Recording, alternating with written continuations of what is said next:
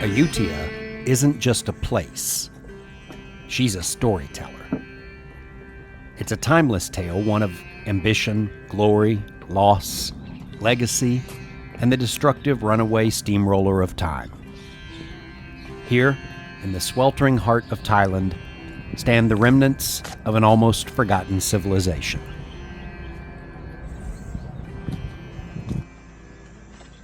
So basically, this place was the capital of Siam long before it was known as Thailand, and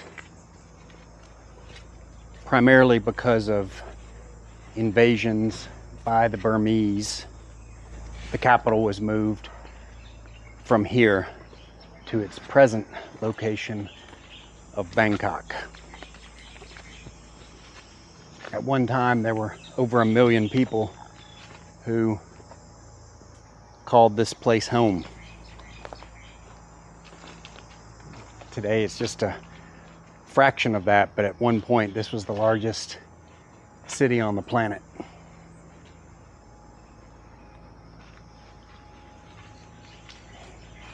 This city was founded in 1351 by King Utong, marking the rise of the Ayutthaya Kingdom, a Siamese powerhouse that would hold its own on the world stage for over 4 centuries. Essentially, Ayutthaya is an island.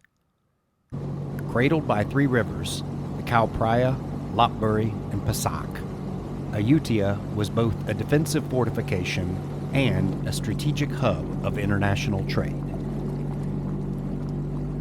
The city itself was an architectural marvel, blending styles and techniques from neighboring cultures, the Khmers, the Mon, and even echoes of faraway India.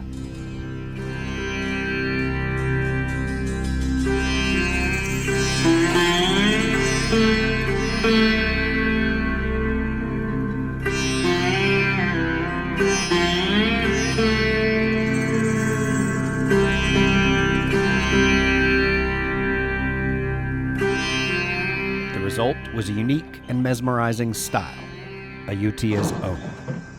An art form etched in stone, one that had to be resilient enough to endure seasonal floods and the persistent scorching Thai sun.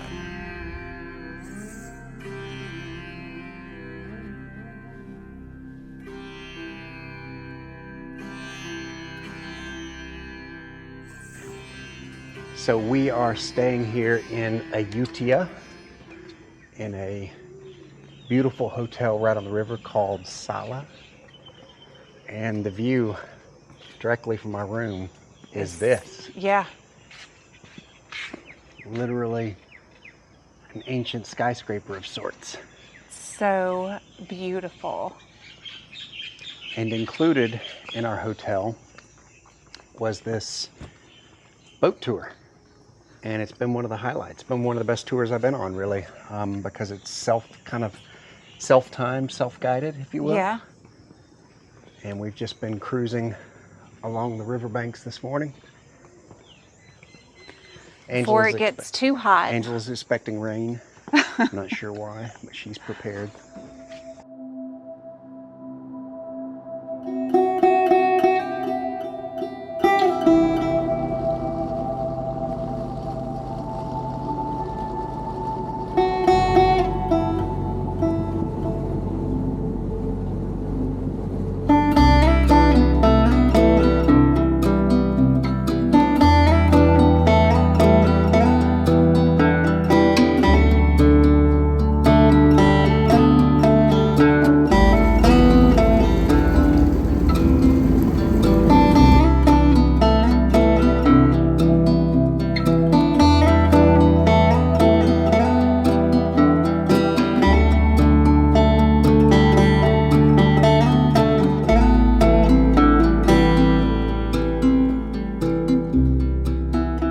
The monuments that still dot Ayutthaya's modern-day cityscape served not only as spiritual centers, but as seats of power, repositories of art, and symbols of this great kingdom's authority.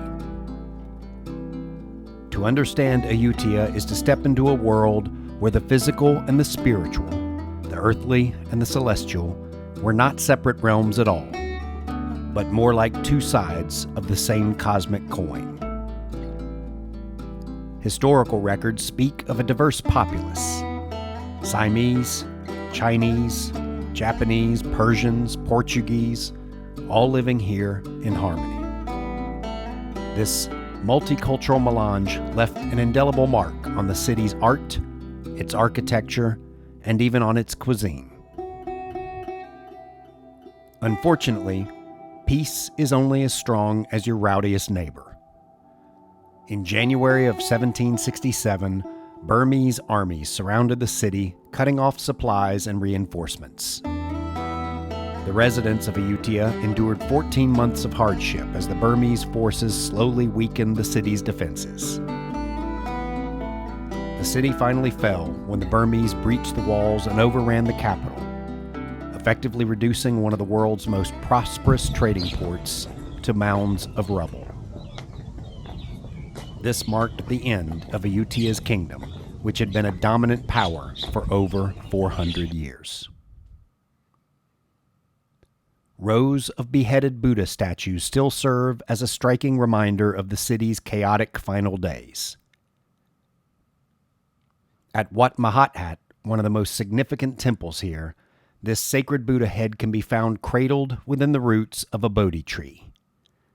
Local lore has it that during all of the pillaging and ransacking, this decapitated stone head fell to the ground.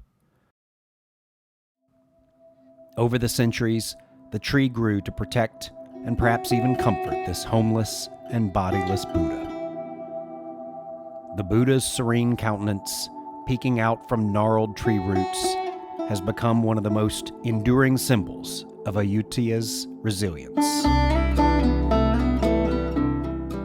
Those that managed to escape the Burmese marauders scattered into the jungled countryside. The majority settled in areas further down the Chao Phraya River.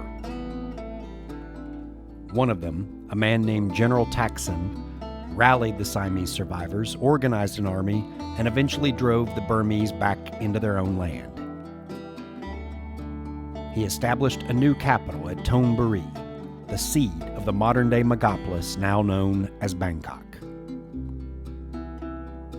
And yet, despite its sad and sudden collapse, Ayutthaya doesn't vibe like a solemn place of mourning. On the contrary, it's a celebration of history, an open-air museum where the past and the present coexist in curious harmony. These ruins aren't merely lifeless artifacts of the past, but dynamic components of the city's present. The ancient Ayutthaya continues to influence the present-day Ayutthaya, and its legacy lives on in the people, their language, their customs, and their culture. Amidst the rubble, locals go about their daily routines. Saffron-robed monks pay homage to their ancestors. And pale, sweat-sogged travelers like us search for stories to share. In 1991, centuries after its heyday, the ruins of Ayutthaya were officially recognized as a UNESCO World Heritage Site. The echoes of its grandeur still resound, captured in the ancient brick and weathered stone, in the stillness of its temples, and the compassionate but ever mindful eyes of its stone Buddha statues. Ayutthaya isn't just another archaeological site to be quickly ticked off a traveler's bucket list.